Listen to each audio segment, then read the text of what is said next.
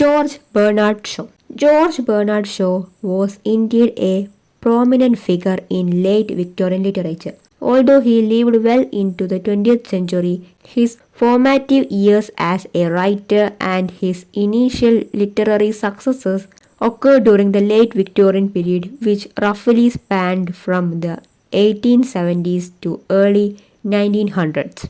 Shaw was a prolific playwright, critic, polemicist, and essayist.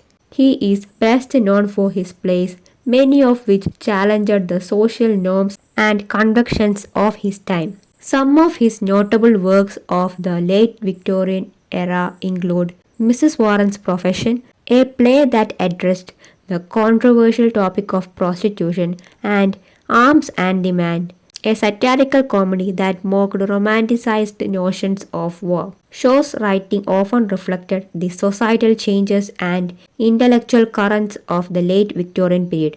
The era was marked by debates on social issues, the rise of women's suffrage movement, and the questioning of traditional values. Shaw, with his keen wit and penchant of satire, engaged with these issues through his plays and essays. One of the characteristics of late Victorian literature was a shift from the romantic idealism of the earlier Victorian period to a more critical and realistic examination of society.